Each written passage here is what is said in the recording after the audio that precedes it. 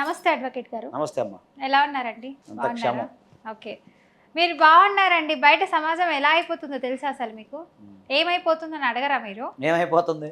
సరే అడిగినందుకు నేను చెప్పేస్తాను మరి. ఖచ్చితంగా. సార్ నిజంగా ఇప్పుడు చూసుకుంటే మనము చాలా మంది పెళ్ళిళ్ళు చేసుకుంటున్నారు, విడిపోతున్నారు. కొంతమంది కంటే ఇప్పుడు పాపో, బాబో ఒక 5 ఇయర్స్, 6 ఇయర్స్ ఉంటుంది. సో అప్పుడే విడిపోతున్నారు నాకొద్దని చెప్పి. సో భార్యకి భరణం అన్నది ఇవ్వాలి కదా సార్ అసలు అబ్బాయిలు. కొంతమంది అసలు ఇవ్వాల్సిందేనా భరణము లేదా కాదా అని అడగమంటున్నారు. మెయింటెనెన్స్ అనే దాని మీద చాలా జడ్జిమెంట్స్ ఉన్నాయండి. మెయింటెనెన్స్ అనేది ఎలా ఉంటుందంటే కొన్ని సందర్భాల్లో భార్యకి మీరు మెయింటెనెన్స్ చెల్లించాల్సిన అవసరం కూడా లేదు. భార్యకి నేను చెప్పేది. కొన్ని సందర్భాల్లో మీరు చెల్లించాల్సిన మరి పిల్లలకి ఇవ్వచ్చు అంటారు. చెప్తాను, అది కూడా చెప్తాను. ఇప్పుడు అంటే భార్య సొంతంగా డబ్బు సంపాదిస్తున్నా, ఓకేనండి, భార్య ఒక ఎంప్లాయీగా ఉండి ఆదాయ మార్గాలు ఉన్నట్లయినా, అలాగే భార్య భర్త కంటే ఎక్కువ శ్రీమంతురాలైనా, అంటే మెయింటెనెన్స్ ఏంటి ఆర్థిక సంబంధమైన విషయమే కదా. అదే సందర్భంలో అలాగే భార్య మ్యూచువల్ డైవర్స్లో కొంతమంది ఏంటంటే మేము మెయింటెనెన్స్ తీసుకో అని చెప్పి రాసిస్తారు ఎంఓయూలో. సో అలాంటి సందర్భాల్లో కూడా భార్యకి మెయింటెనెన్స్ రాదు. ఆమె కెమెరా రాసుకుంటుంది కదా, ఆమె కెమెరా రాసిస్తుంది కదా, మెయింటెనెన్స్ చేయాల్సిన అవసరం లేదు. అలాగే భార్య వ్యభిచారంలో అంటే అడాల్టరీ కేసు కింద ఉన్నప్పుడు, అంటే భార్య కనుక వేరే వాళ్ళతో అక్రమ సంబంధం కలిగి ఉన్నప్పుడు, ఆమె వేరే వాళ్ళతో అక్రమ సంబంధం ఉన్న ఎవిడెన్స్ ఇతను నుండి కోర్టులో కనుక సబ్మిట్ చేసి మనం డైవర్స్ ఫైల్ చేసినప్పుడు వ్యభిచారం చేస్తుందని చెప్పి కోర్టులో రుజువు చేస్తే ఆమెకి మెయింటెనెన్స్ రాదు. ఓకేనా? సో భార్య భర్త కంటే ఎక్కువ సంపాదిస్తుంది, ఆర్థికంగా బలంగా ఉంది అనుకున్నప్పుడు భర్త కూడా భార్య పైన మెయింటెనెన్స్ వేసుకోవచ్చు. సరే ఇప్పుడు నా క్వశ్చన్ ఏంటంటే నాకు ఒకటి అర్థం కావట్లేదు. ఇప్పుడు వైఫ్ అండ్ హస్బెండ్ ఇద్దరికి పెళ్ళవుతుంది. సో ఆబ్వియస్లీ అమ్మాయి అనే ఎవరైనా సరే సో ఇంత బంగారం అని డబ్బు అని తీసుకొని కట్నం లెక్క ఇస్తారు, వాళ్ళు ఇల్లు రాసి ఇవ్వడం ఇలాంటివి జరుగుతుంది. సో ఇప్పుడు ఆ అబ్బాయి వద్దు అని అనుకున్నప్పుడు, సో ఆ అమ్మాయి వద్దని ఈ అబ్బాయి అనుకున్నప్పుడు మ్యూచువల్గానే విడిపోతారు. సో అలాంటప్పుడు ఈ అమ్మాయి తీసుకొచ్చినటువంటివన్నీ తీసుకోవాల్సిందే కదా. అదేనండి, ఇప్పుడు అది అది మ్యూచువల్గా మాట్లాడుతున్నారు మీరు. ఇంకా బిడ్డ అంటే వీళ్ళ మ్యూచువల్ బిడ్డ గురించి మాట్లాడుతున్నారు. సో వాళ్ళకి మెయింటెనెన్స్ ఇప్పుడు మీరు అనేది ఇచ్చిన కట్నం ఇవ్వటం కూడా నేరమే, తెలుసా పోనీ మీకు ఆ విషయం? ఇప్పుడు కట్నం లేకుండా ఎవరు పెళ్లి చేసుకుంటున్నారు సార్? ఎంతమంది ఉన్నారు చెప్పండి. ఇప్పుడు లవ్ మ్యారేజ్ లో అని అంటారు. సో ఆ కులం ఈ కులం వేరని కొట్టుకొని చేస్తున్నారు. కాదు కాదు, ఇక్కడ ప్రాబ్లం ఏంటంటే పెళ్లి అనేది ఆర్థిక అవసరం కాదు. మామూలుగా హిందూ మ్యారేజ్ దాంట్లో ఏంటంటే పెళ్లి అనేది ఒక సాంప్రదాయము, ఒక గొప్ప కార్యం. తర్వాత కట్నం అనేది వచ్చింది, అది దానికి పెద్ద హిస్టరీ ఉందిలేండి. కన్యాశుల్కం, కట్నం ఇవన్నీ తర్వాత అది తర్వాత నడిచింది. ఎక్కడా కూడా హిందూ మ్యారేజ్ యాక్ట్ లో కానీ తర్వాత అంతకుముందు జరిగిన వివాహాల్లో కూడా అది అది అది వాళ్ళ అండర్స్టాండింగ్ కదా. ఇప్పుడు పెళ్లి కట్నం ఇవ్వటం నేరమే, తీసుకుంటాం నేరమే. మీరు అనేది కట్నం అన్న పదం వాడితే ఇప్పుడు కొన్ని సందర్భాల్లో మన ఏంటంటే మన జనరల్గా భారతదేశంలో పెళ్లి అంటే ఒక గొప్ప కార్యం, గొప్ప కార్యము కాబట్టి వాళ్ళు మంచి ఘనంగా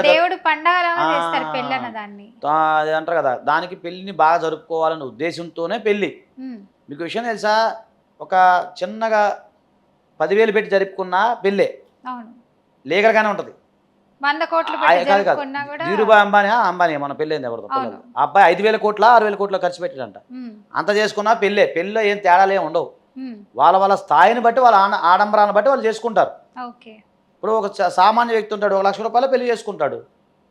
బాగున్న వాళ్ళు ఉంటారు, కోట్ల రూపాయలు పెళ్లి చేసుకుంటారు. అది వాళ్ళ స్థితిని బట్టి ఉంటుంది, వాళ్ళ ఆర్థిక స్థితిని బట్టి ఉంటుంది. ఇక్కడ ఆర్థికమైన కోణం అనేది పెళ్లిలో ఉండదు ఎప్పుడు కూడా, గుర్తుపెట్టుకోండి.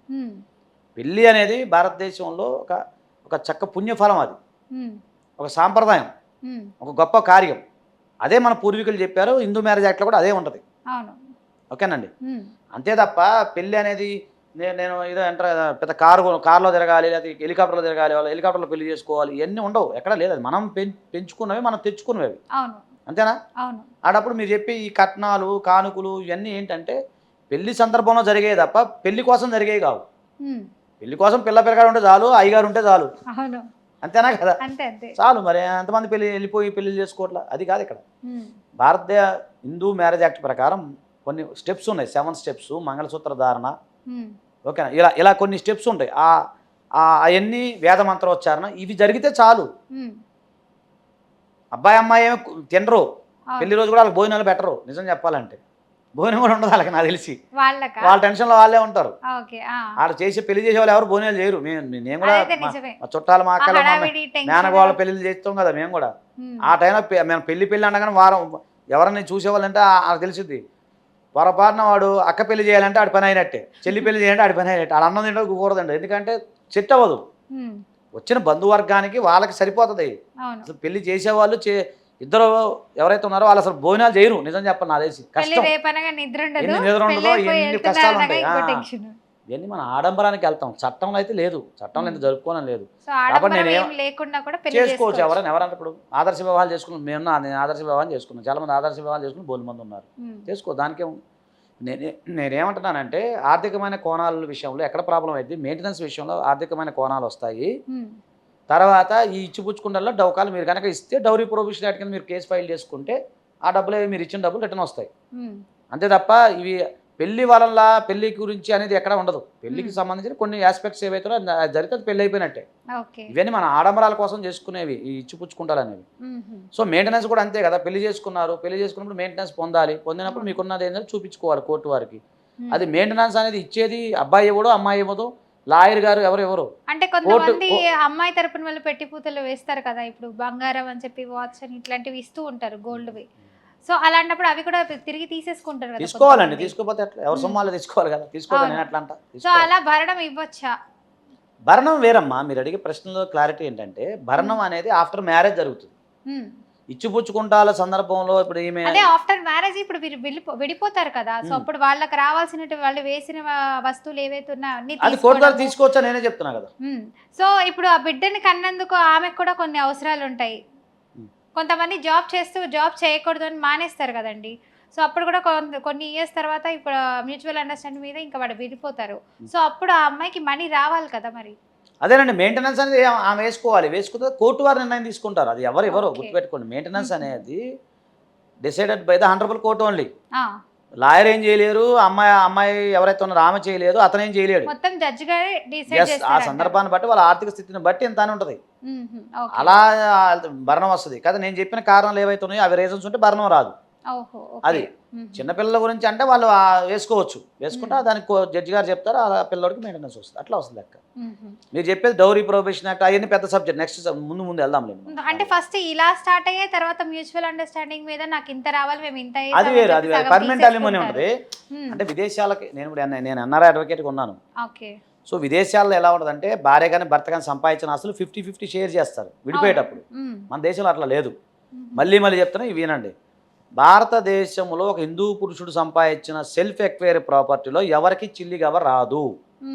ఇప్పుడు నేనున్నాను, నేను సంపాదించిన ఆస్తిలో ఎవరికి నేను రూపాయి ఇవ్వాల్సిన అవసరం లేదు. నా ఇష్టం, నేనేమైనా చేస్తాను. నా కొడుకు రాదు, నా భార్యకు రాదు, నా బిడ్డలకు రాదు, మా అమ్మకి రాదు, మా నాన్నకు కూడా రాదు. నేను సొంతంగా సంపాదించుకున్న ఆస్తి నాకు మాత్రమే సొంతం భారతదేశంలో. కాబట్టి ప్రతి హిందూ పురుషుడు సంపాదించిన తన సెల్ఫ్ ఎక్వైర్ ప్రాపర్టీలో భార్య బిడ్డలకి చిల్లిగవ కూడా రాదు. మీరు అవునన్నా కాదని ఇది వాస్తవం.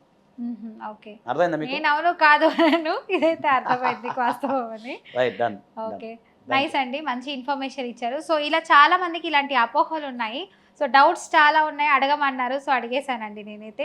సో మీరు ఏవైతే అడగమన్నారో క్వశ్చన్స్ అదైతే నేను అడగడం జరిగిందండి. సో ఐ హోప్ మీ అందరికీ మంచి క్లారిటీ అయితే వచ్చినట్టు ఉంది. సో ఇంకా మీరు ఎవరైనా ఏదైనా డౌట్స్తో ఉన్న సమస్యలు ఉన్నా కూడా సో కింద కామెంట్ రూపంలో తెలియజేయండి. దీని గురించి నెక్స్ట్ ఎపిసోడ్లో అయితే మాట్లాడడం జరుగుతుంది. Thank you. చూస్తూనే ఉండండి BRK న్యూస్.